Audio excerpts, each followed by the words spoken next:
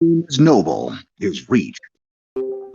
He's the chairman and president of Noble Foundation, a global group of companies. Today, on the Roundtable podcast, we will discuss his recent conversations with Joe Biden, his history with the Trump family, his work brokering peace in the Middle East, and so much more. Now, here's Yogan and his guest, Noble333. Thank you so much, Wolven Rain. My name is Shogun. Please join us on the Roundtable Discord server. We record every day at 8 p.m. a podcast, and you can find our upcoming events in the announcements channel and all our hundreds of great past episodes in the RTP podcast channel.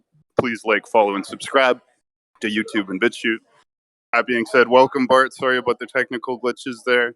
Thanks for it's sticking it probably out. my end. I'm probably pretty inept when it comes to technical issues. I usually have people helping me. No problem, but thank you for joining me. I'm looking forward to this conversation. How are you today, sir? I'm doing well, very well. I had a really good day. Good. I'm really glad to hear that. So this is our second podcast talking about Noble Foundation. However, for some people who may not have heard the first episode, can you just start with a basic introduction to what Noble Foundation is and what it's about? Okay. It was established in 1987 as Noble Investment Corporation, which is a real estate investment and development company. And the Noble Group of Companies, Worldwide Holdings, and the Noble Foundation and worldwide is a diversified group of business entities and philanthropic organization which operates globally. The Noble Foundation Worldwide is mission is to strive to solve global problems facing humanity. Noble Foundation Worldwide directs human and capital resources to a number of key areas, including but not limited to global security, global emergency response, global environmental protection and remediation, global healthcare and research, global poverty, global education, global economic development, global innovation and technology. Now, the company and the foundation operate anonymously in accordance with Jewish charity, which is called tzedakah, which is to give anonymously. And while Noble and the Noble Foundation Worldwide conducts its affairs privately, a majority of the company's agencies, individuals, organizations, and entities which it funds have public websites. Noble and the Noble Foundation Worldwide are Luxembourg-based corporations, with Noble Foundation Worldwide working anonymously behind the scenes to direct 100% of Noble's profits towards global humanitarian efforts. Great. So thank you. That's a great introduction to Noble Foundation and the bigger picture. And again, anyone who wants more details should go back and listen to our last episode with Bart on the YouTube channel. But I thought today we could get into some of the details of some of the things we didn't get into the first time. And in particular, I thought it'd be interesting to talk about how, you've told me you've kind of rubbed shoulders with and had transactions and interactions with quite a lot of pretty important people. You've mentioned Benjamin Netanyahu, Prime Minister, I believe, of Israel. You've referenced Mark Zuckerberg of Facebook and Jeff Bezos of Amazon. And recently, yesterday, when we had lunch, you mentioned a conversation with Joe Biden and the Trump family recently. So I thought this would be of great interest to people. So can you tell us anything about your recent conversation with Joe Biden and what the two of you were in cooperation or discussion about? Well, the discussion, Joe Biden called me to discuss the peace in the Middle East. One of the fundamental mission statements of the Noble Foundation Worldwide is the protection of the security and the sovereignty of the State of Israel. And we fund and provide resources to make sure that Israel is protected and the Jewish people are protected from any types of problems that can arise worldwide. And Joe Biden and I are working on the peace process with the Middle East, and I'm trying to very much want to finally settle the matter in terms of Palestinians getting their own state and having their own independence, just as Israel has done, and having Israel, everybody live peacefully together. So Biden was essentially getting in touch with you for advice or assistance in diplomatic issues Well, pertaining to Israel and well, Palestine. it's not so much diplomacy. We are funding the Palestinians. I, as a Jewish person, I see people the same way. Whatever color you are, whatever religion you are, I see people in the same way. And I believe that we should all be working together. And I get very upset when people are in conflict. And I'm just tired of the back and forth. We're going to have meetings, and we're going to try and set up a peace treaty, and it's enough already. Let's just do it. I see. So since you then are obviously knowledgeable and informed about this issue, what would you say is the one misunderstanding people have about the Israel-Palestine conflict? What is one thing you wish people understood better about this issue that you think could help find a future resolution? I think Israel is getting a bad rap. I think there are people in the world who are saying that Israel is akin to apartheid, which is not true. The Palestinians have huge hatred towards Israel, and I'm not going to judge whether they're right or they're wrong. This is not about judgment. But the thing about Israel is Israel was supposed to be biblically a place of a beacon for the world in terms of showing humanity what is possible. And Israel wants peace with all its neighbors. We don't want nuclear weapons. Like, I mean, how crazy is it to have nuclear weapons in the world to begin with? It's absolutely insanity. The only person that can take a life is God. Nobody has a right to take a life other than God. And we're having people shot and killed, and I'm going off on a tangent, but it's insanity. So back to Israel. Israel wants peace with the Palestinians. I think that we have built settlements which are encroaching on the Palestinians. The Palestinians feel they're under the thumb of Israel, which is in part true. So Israel has to back off a little bit too. I see. Well, that's well said.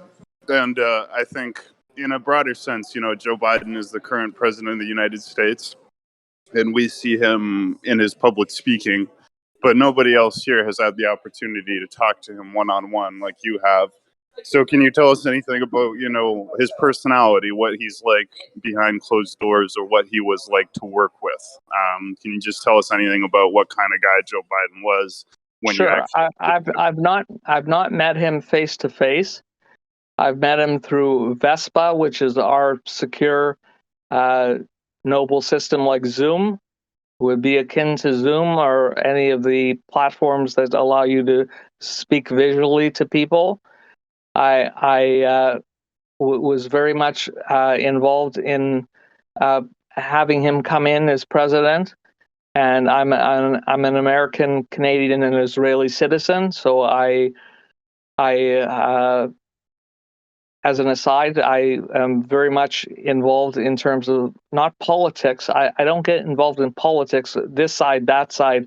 That's not what matters to me. I'm involved in the humanistic side. And Joe is a very good human being. He's got a good heart, and he's got a heart in the right place. The function of government is, the problem is government is taxing people at 55% or worse, and people are having to slave labor their wages to governments, and we want to change the system. I know I'm going off on a bit of a tangent. You asked me about Joe Biden, but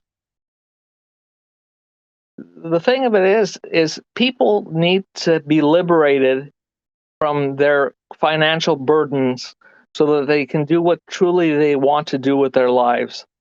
And that is one of the fundamental things that Noble Foundation Worldwide, his mission is Tikkun Olam in Hebrew means, in English, is repair the world or perfect the world, to make everything good for everybody. And that's what I want to do. I could have sat on a beach when I was 24. I had done very well in business, but I want to fix the world.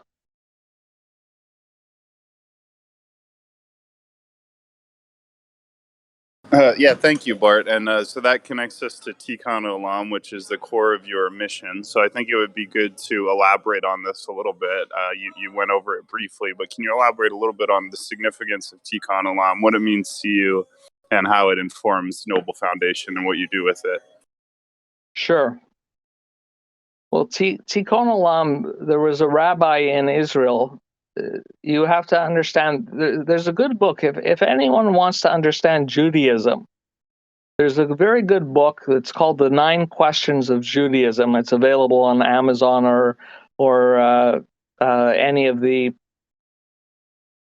chapters, any of the bookstores. And it's a very short book, but it summarizes Judaism very simply. And it's very helpful. But the fundamental purpose of the Jewish people is Tikkun Olam, which is repair the world. We're supposed to perfect and repair the world. And it doesn't mean everyone wants to be perfect. It's not about that. It's about making sure that everybody is happy, content, and get what they need so that, let's give an example. You're at work, you're slaving away at your job, and you're sending emails and all the things that happen when people are at work and immersed in what they think is so important in their lives. But the reality is, what's important is family, your children, the people that you love, and keeping in touch with your friends. And these are the things that are the values and the vision of Noble. Well said, and I couldn't agree more. So that lays out the basic moral foundation of your organization, what you're working on. So you mentioned the Jewish people, you mentioned being an Israeli citizen, and in the past you mentioned your interactions with Benjamin Netanyahu, who again is a very powerful and important figure. And I know you are being probably somewhat tongue-in-cheek, but I remember you described yourself also as the unofficial president of Israel. So I'm just wondering, No, what do you... that was. I'll let me preface that. That was a conversation I had with Shimon Peres, who was the former president of Israel, that we had in our backyards in Israel. He was a neighbor of mine, and he and I were joking around because I told him he had just won the Nobel Peace Prize, and I said, no, I haven't given you the Nobel Peace Prize yet. It's not Nobel yet. So he and I joked around, but he said, Bart, you have such a passion for Israel because I lived there. When I was 10 years old, my dad's a physician, chairman of endocrinology at the Cleveland Clinic Foundation. My dad took a sabbatical, and we went and lived in Israel, and I went to school there. We lived in Rehovot, which is near Tel Aviv, and he worked at the Weizmann Institute of Science. My dad is also a scientist besides being a doctor.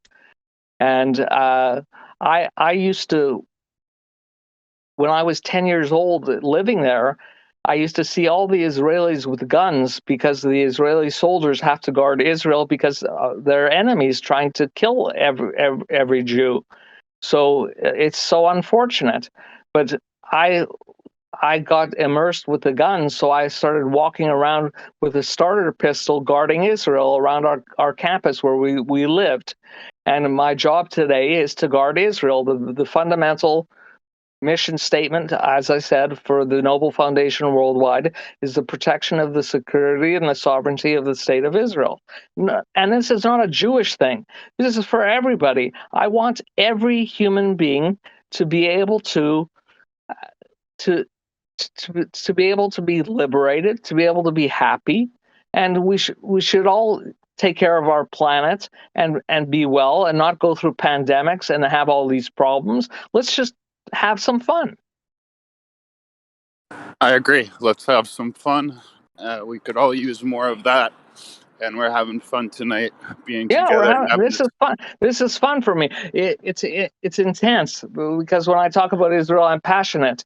But I really like your site and what you've done with it, and I admire what you guys have done, and I want to be able to explore more. I would love to be able to meet everybody who, if anybody tunes into this podcast, I would love to be able to communicate with you directly. It's a very important thing to me that I try to. I'll give you an example of Tikkun Olam. It's on a big scale, so I'm trying to bring Israeli aircraft industries to Winnipeg to create thousands of jobs here, and like Boeing and other things that we're involved with.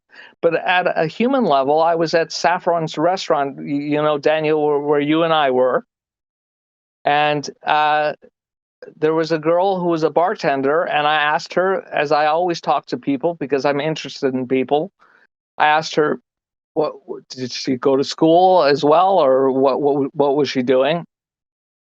And she was in engineering, and also she had an interest in law enforcement. And so I gave her my business card, and I told her, send me your resume, and I'll help you. So that's Tikkun Olam. That's an example of Tikkun Olam. Not because I'm such a wonderful person, but why shouldn't we help each other if we can? I agree. And thank you for your kind words about the round table. And we're glad that you found us and that we can have you on the podcast and talk. And that's our mission too. We might not frame it as Tikkun Olam, although I totally agree with the sentiment. But we call it benevolence, right? Just Sure. having good intention, compassion, and well-meaning towards other people, your fellow community members, and the world. So that's where we have total agreement of benevolent purpose. And again, it was a privilege to have met you in real life before I met you on the round table. So one of those situations where I make a friend in real life, bring them onto the round table. And yeah, we had lovely drinks and conversation just yesterday. But And some weed. well, and some weed. Pardon me? And some weed. Oh, and weed, yes. We smoked some weed, and that was nice, and we'll do it again soon. So, I have you here. All legal. For anyone listening internationally, it's all legal in Winnipeg, so we did nothing wrong. But there was a lady at the apartment that we smoked near who was very upset with us. That's the truth.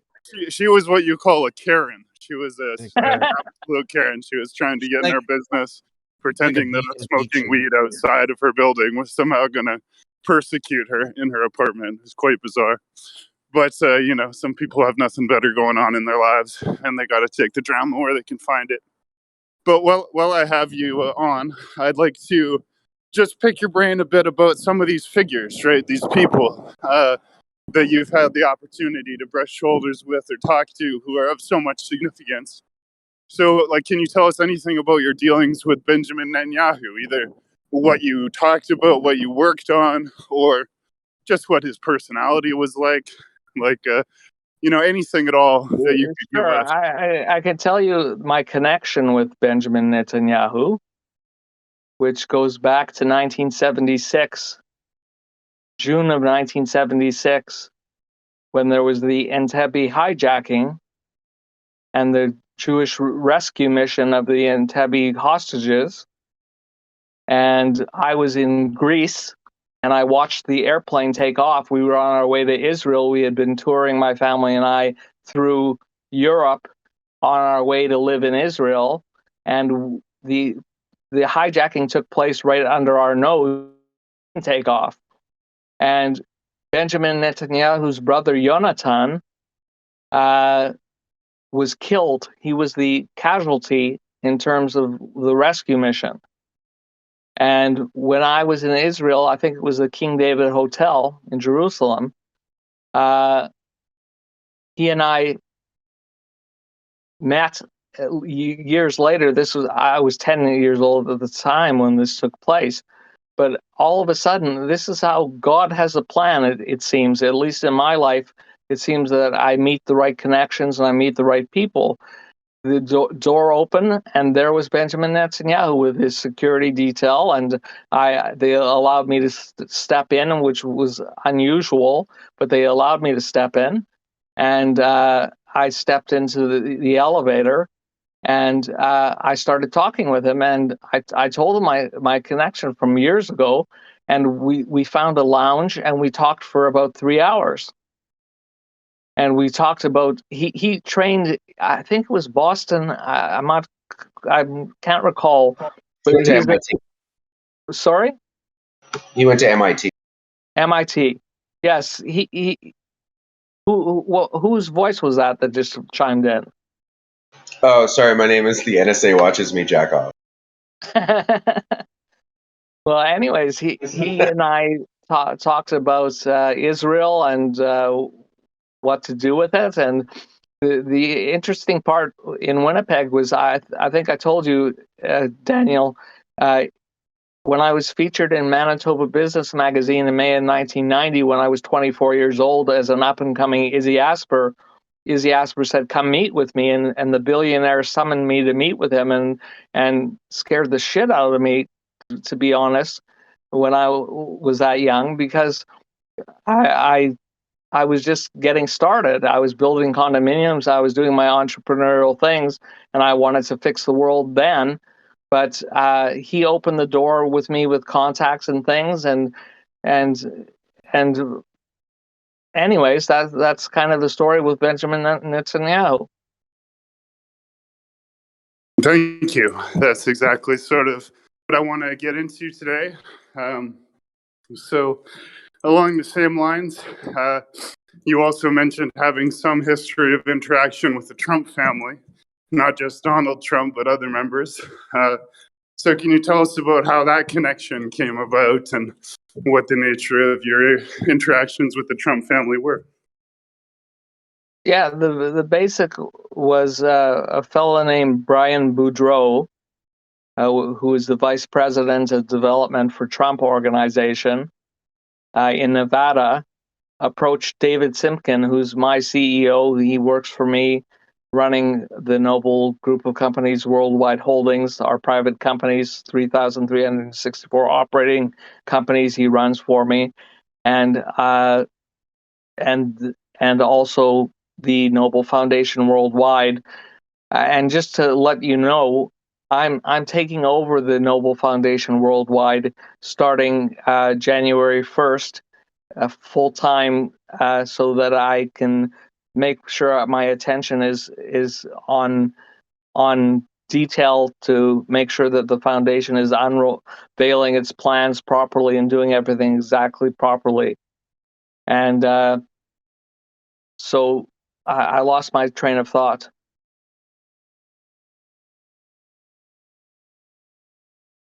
Yeah, that's okay. So you said that you're going to be taking over as CEO. Oh, right. So David Simkin was given a card from Brian Boudreau, and the Trump organization normally wants to have developers develop the buildings, and we're one of the top global developers in terms of real estate. And I don't mean to be arrogant about it. We're just a very big real estate development company, which is how I started my company. And Trump wants developers to build the building, and then he puts his name on the building and markets the building. And it was not to my taste to do that, because it was not necessarily noble. The Trump way of doing things is not, everything is about money and rich and flaunting things, and that's not it's not the Jewish way. It's not my way to do things like that. And but in any event, we met with Trump because I wanted to explore opportunities, as I always do, and I always try to make connections with people that seem to be up and coming, and he seemed to be up and coming at the time. And Donald, we met with Donald and Donald Jr. and Eric and Ivanka and Melania and Jared Kushner, who helped me with the UAE, United Arab Emirates peace accord, and we met. I think it was I told you last time it was the 90th floor. That's not correct.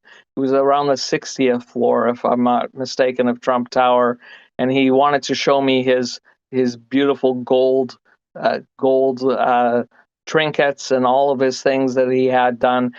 So I'm not trying to disparage. Like, people think that Donald Trump, there are people who worship him. That's idolatry. Worshipping an idol like that is idolatry. The Kardashians, all these people that don't necessarily, although Kim Kardashian is working on helping people get out of jail who have been imprisoned. The values of people, I can't even watch TV anymore. It's so, there's such garbage on TV. It bothers me. Anyways, I went on a rant.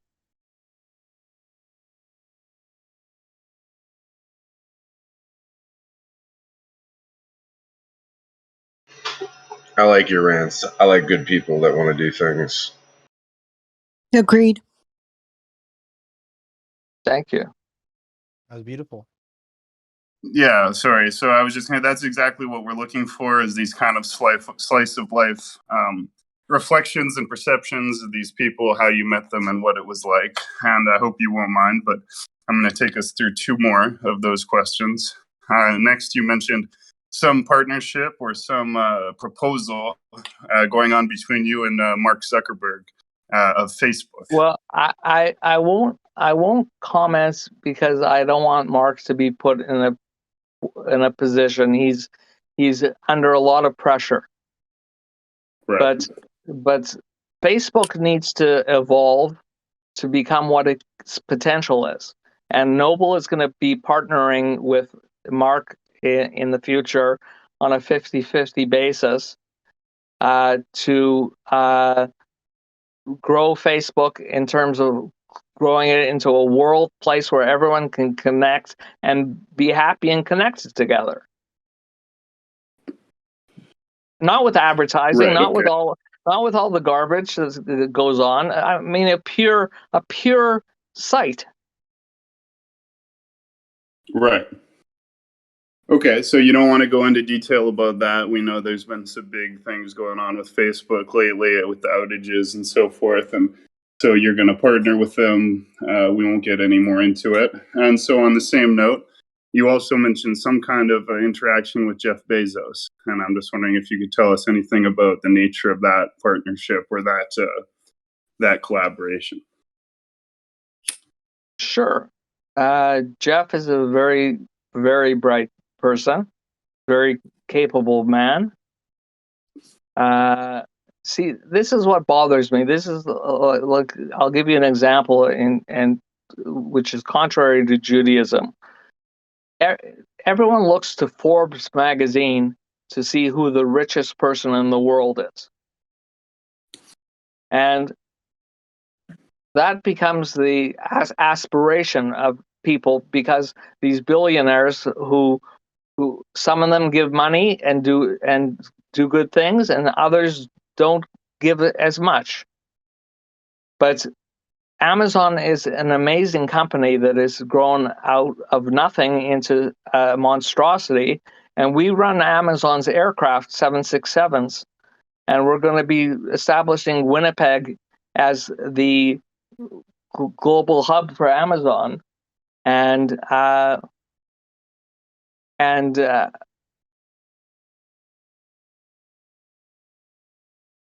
the global hub for Amazon. And so Jeff Bezos and I are going into a 50-50 partnership, and I'm going to try to I want goods to be able to be with people immediately.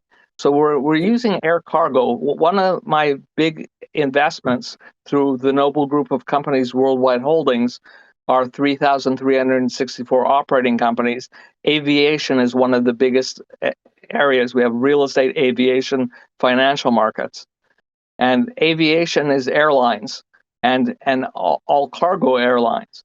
And we're trying to do logistics and distribution. Right now, I don't know if this is interesting to you or not, but there's ports in the world are stuck with containers after containers that they can't move, and so goods aren't getting to people. But air cargo can move things very quickly and efficiently, and so we're going to be doing a lot more things by air. And so Jeff Bezos and I are going to establish Winnipeg as the Amazon's global distribution center. Yeah, that's certainly very exciting, very interesting for you, for Noble, and for Winnipeg. And the funny part, this is how I work. If anyone picks up on this feed, and I'm not trying to belittle you in any way, Daniel, but if anyone news network were to pick up on this, like people would say, where is this starting for? And if they asked Jeff would say, "Oh, I don't know anything about it," because he would deny it. So I just like to shoot from the hip. Sure. Well, we appreciate that. So that's exciting. So you've talked a fair bit about aircraft, and I know you have a lot of interest in aviation professionally, and it sounds personally.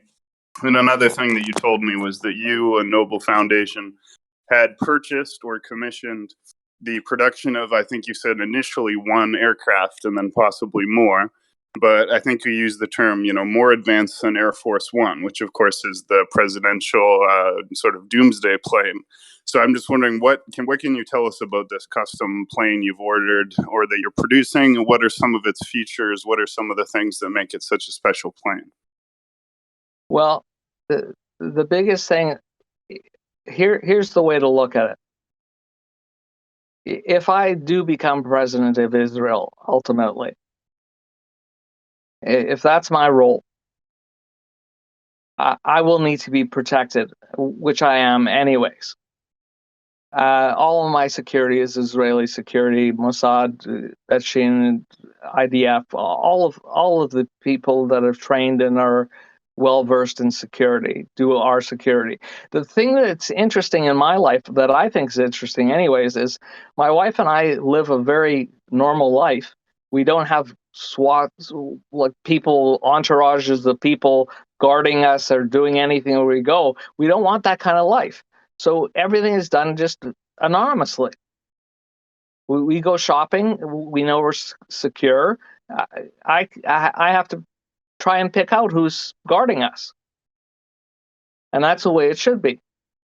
You shouldn't have a little thing in your ear which tells the people who to take out when the president is there. That's not security. But where was I? Well, you were going to tell me about some of the features, security features or otherwise. I'm sorry. The security features, we have weaponry, so it can withstand nuclear blasts.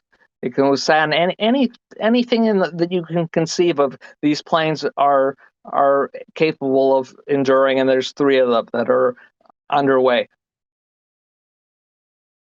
I see. So 3 of these fortified planes, which I assume would be used to, shuttle around Noble Foundation executive people of great importance on important diplomatic missions where there might be some physical danger. I'm assuming that's why you would want these planes. Kind of goes without saying, but one of them is going to be a family plane. And that's for my family to travel and be able to see. The thing that's unfortunate in my life, to be honest with everybody, is that I have been such a workaholic in terms of so immersed in my work. I haven't taken a holiday in over 30 years. I haven't taken a day off.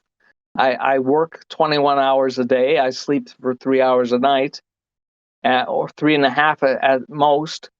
And I just work. And finally, in my own life, I got myself a convertible that I love, that I'm going to get on the road for next summer. And we have a cottage at West Hawk Lake, which is a beautiful lake, which was created by a meteor 98 million years ago. It's beautiful. And I'm going to be starting to enjoy things a little bit more. But for the planes, we're going to have three aircraft, and one is for redundancy in terms of if there's any maintenance problems or mechanical problems that we always have a backup. But the transport will be diplomatic, and I'm going to have the Canadian, American, and Israeli flags on my citizenships on the aircraft. And as we tikkun olam and repair the world, I'm going to have the flags of each country put on the side of the plane, and these planes will be a symbol to humanity. Fascinating. So we have a lot of people in the audience, and I want to make sure we give everyone an opportunity to do questions and answers and ask me anything. So I think we're going to turn it over to audience participation soon. But I just want to reiterate for the audience, this is going to be like the podcast with my ex-wife and other government and other people. We're going to do this as a screened question. So you're going to put your questions in text format into hashtag podcast text. So if anyone would like to ask a question for Mr. Feynman, now's your chance to formulate that question and ask it. Daniel, it's Feynman. Okay, I'm very sorry, Feynman. My apologies, no, sir. it's fine. The word my name. I'll tell you about my name for 1 second if I can go on a departure. My name is Jewish, and it comes from a Yiddish word. And my family spells its last name Faiman, but my relatives, two brothers married two sisters, and my dad's double first cousin was named Jack Feynman, Fainman.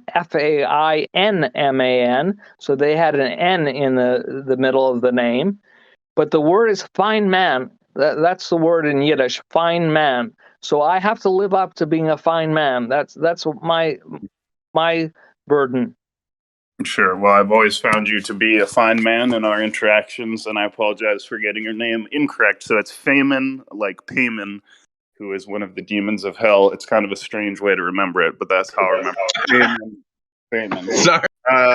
But anyways, so I just posted in general chat hashtag podcast text. So everyone who has a question for Mr. Feynman, please post it in that podcast text channel, and the ones that are selected, we will either ask you to read it out verbally or we will read it out.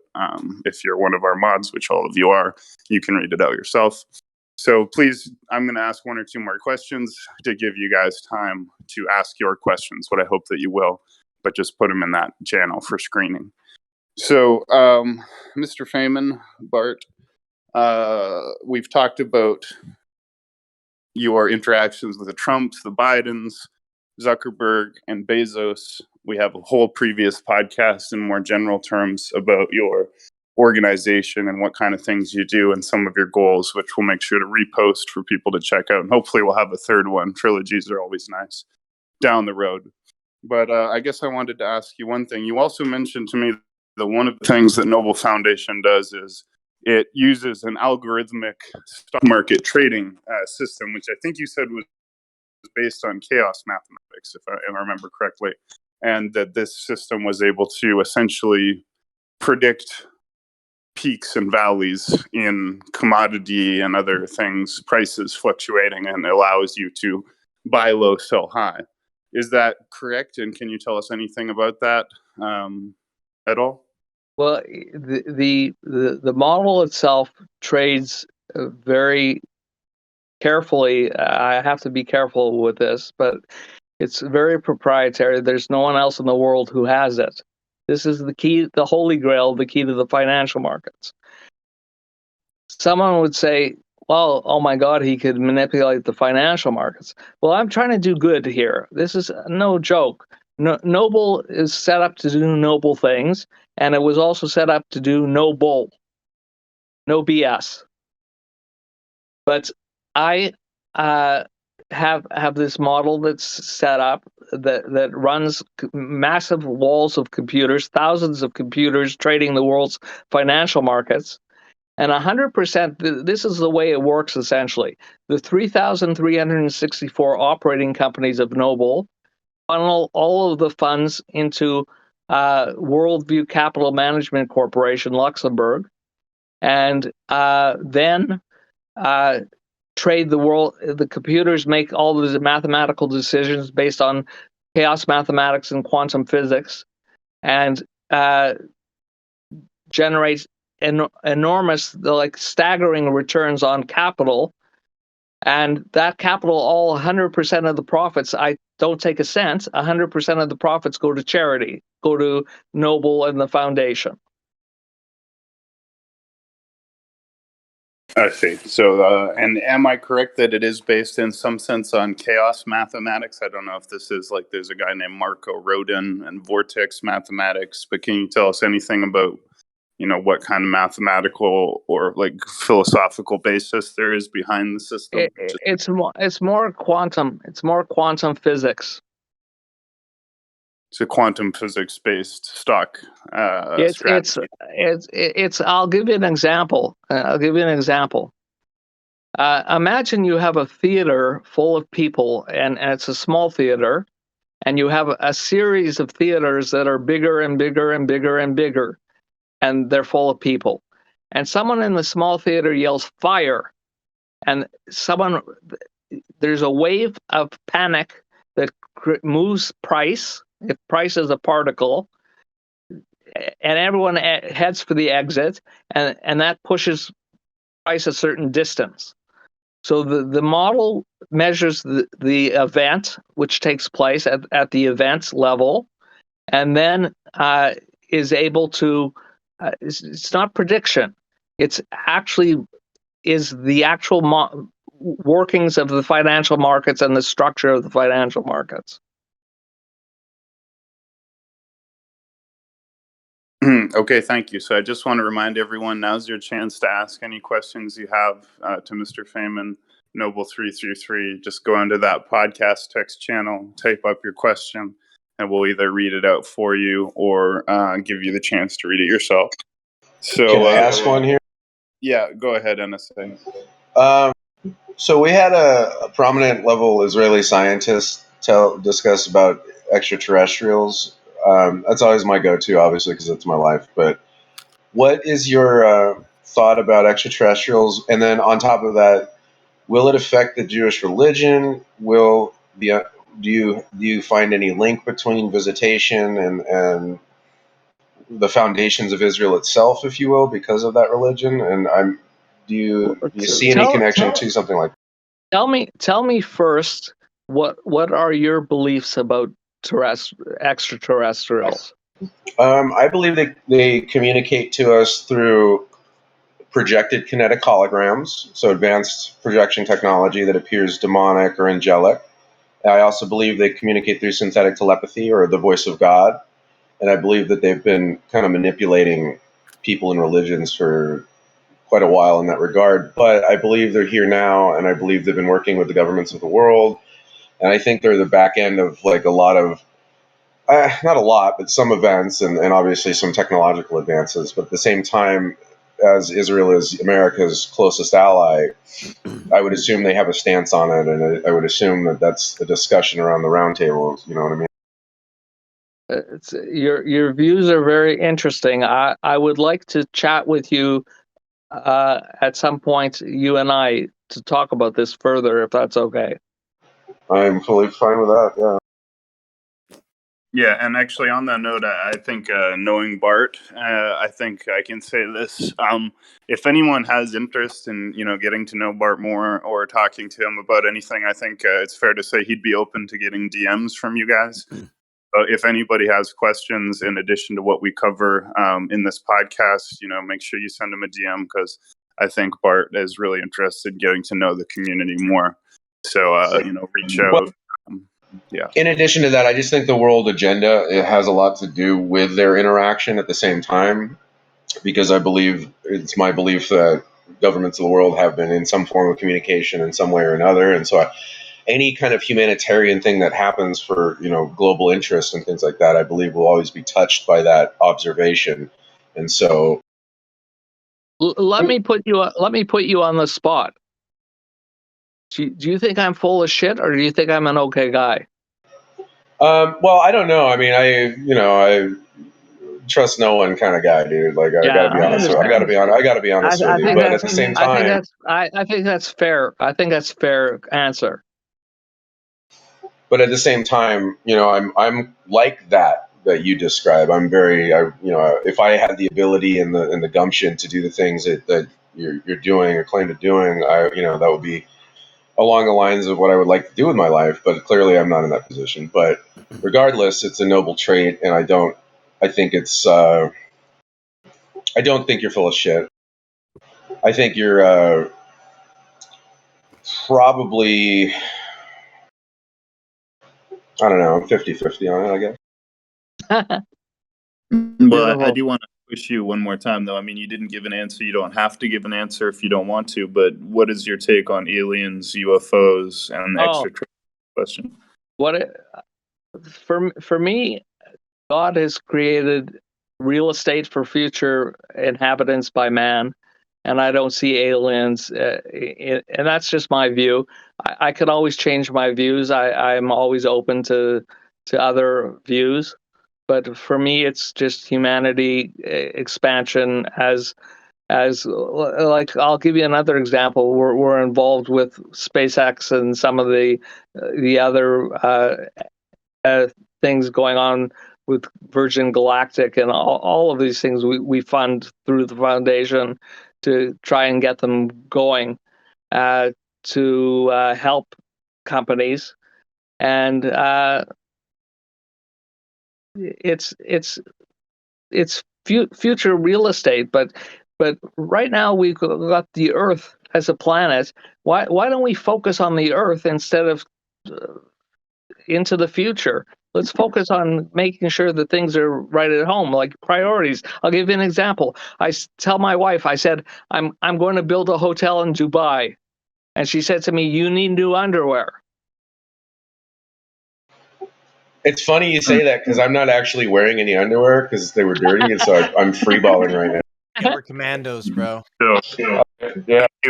thank you for your question, NSA. And if you have another one later, you can come back again. But I want to make sure we're checking this issue now. So I'm going to choose a few questions to read. Again, please ask your questions there. So one question here is, given that Facebook is a social media company, and you mentioned that you are going to help them, Noble Foundation is going to help them, be a better social media site, but also that your background, you said, is more in real estate and aircraft and so forth. So if I'm interpreting the question correctly, because you did mention it being like a 50-50 basis. So, why would they be coming to you in terms of social media if you're more of a real estate and aircraft focused company, I guess is the question. It's a fair question. I'll reiterate. Part of the Noble Foundation worldwide, not the Noble Group of Companies Worldwide Holdings. That's the companies that's involved with the 3,364 operating companies, which is involved in real estate, aviation, and financial markets. The foundation is a not-for-profit foundation, and one of the key mandates, besides security and healthcare and all of these things, is global innovation and technology. So that's where it falls under our global innovation and technology. We have venture capital funds through Noble, through Worldview Capital Management Corporation, which fund startups for companies, both small. I'm planning on starting up in Winnipeg a venture capital fund as a model that we're going to expand globally, and that's the plan for venture capital to help people train and get capital for startups and get ideas and patents and everything that's needed to help people get things successful so that we can tikkun olam, make things perfect. Okay, thank you. So one other question from the podcast text channel. Let's take a look. Again, you can still ask more. Let's go with Omni Omega. This sounds like a good question. Once mankind solves all of their petty grievances, what do you think the future holds for mankind as an illuminated species? That's one of the best questions I've been ever asked. That's a superb question. I have to think about that. Let me. Will you text me or messenger me or however the hell you use these things, and I'll discuss this with you personally. Sure, but I think again that's fine. Everybody send him a DM. But for the time being, I guess if I were to try and translate it or rephrase it, once we solve our immediate problems, hunger, security, disease, what do you think we work on next, right? In an ideal world. You know what I think we work on? Partying. Hey. Well, you should come to Texas and do some fucking MDMA with me. I'm in. Hell yeah, and come to, we're already in Winnipeg, Bart. We can party before you go on your next trip. Let's party. For sure.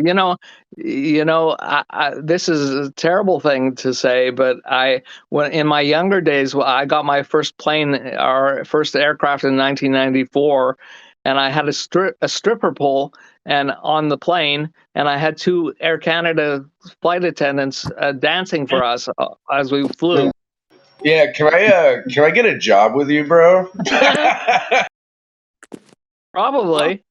Yeah. So you send me, hey, Daniel, you can send my David Simpkins email address, and people can send resumes, and I'll be happy to look at them. Yeah. Well, and I will tell you, Bart, Mr. NSA here is a very intelligent guy with a lot of valuable skills, and he would certainly be useful to any organization. I'd be more than happy to act as a reference. The guy's a very intelligent dude. But that's a conversation for another day. We'll see where that goes in the future. Now we're going to return to the podcast text. So yeah, go ahead. Ask your question, Mr. Cheshire Cat. Hi, what's going on? So I'm kind of debating whether or not to ask this, but it's nice to meet you. I love your energy. I love your vibe. It was something along the lines of, I know in Judaism you have Kabbalah and you have things like the divine spark within, and I was curious on like the way that you were talking about like human liberation around the world or something along the lines of that, and like the representation of freedom or something along the lines of that. I'm not really sure if I'm wording this right. It was much better in my head, but like your views on mysticism, that level of human like freedom and like the levels that a human being can achieve, like saints or something along the lines of that. And I was just curious on something like that. It's a very interesting question. I do exercises with my brain. I'll tell you. Let me. You guys are getting all my information. I may as well share everything with you. It's better than a psychiatrist's office here. Nice. I was born with an IQ of 333, and I, as a child in grade 3, would haul books, chemistry, physics, Jane's aircraft directories, anything you can imagine, to the back of the class, and I would sit and read while the rest of my class was doing their homework. And I would stare out the window, wondering what's going on and what are they doing. I don't get it. And I just this is the way God made me. I can't do anything about it. But I just want everybody to be happy. I like how hard is it for everyone to be happy? It's really hard because there's a lot of people that have preconceived notions and trauma that have like that. We have a collective trauma going on Earth right now with the human species, and a lot of people don't know how to deal with that trauma, and it stops them from even being able to be happy. You know, they get stuck in society and they're just drones. Especially men asking I think for help. I think people are a lot of people are stuck in their own heads. Like the thing that liberates me, I always say to people, well, think about this. Imagine I could write you a check or wire money into your bank accounts, whichever account you use. What amount would that be that would allow you to be free for the rest of your life? And what would you do with the rest of your life? And then you get to interesting areas in terms of what people's priorities are. Is Okay, that an actual question? I don't know well, what. Look, I've been jet lagged. that's a I question don't know what for the hell another. I'm talking about. No, it's a question for another time. But I want to see if there's anything else in the podcast text to get to. So, okay. Well, how about this, Mr. Feynman? I want to thank you for coming on the podcast. It's been great talking to you. I want to remind people that there is a previous episode with Bart where we get more into the foundations of what his organization is about. So I'm going to repost that in the general chat, and I'm also going to invite Bart formally to come on for a third. So we'll make it a trilogy. People love the number 3. Yeah, that's my favorite. That's my favorite number. I'll give you 3. You got me for 3.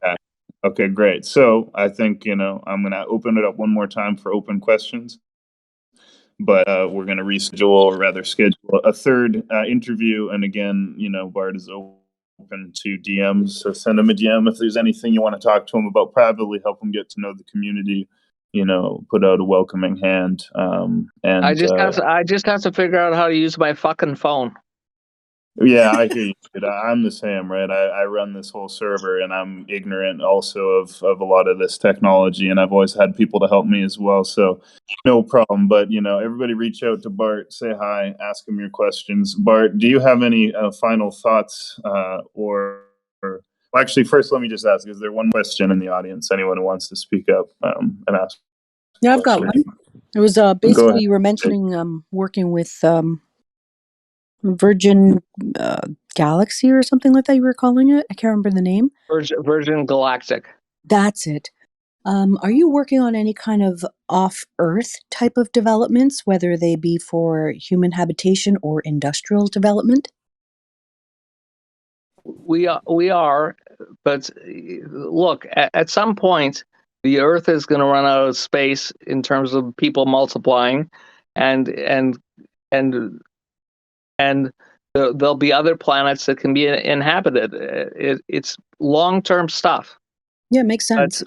Yeah, it's long-term stuff.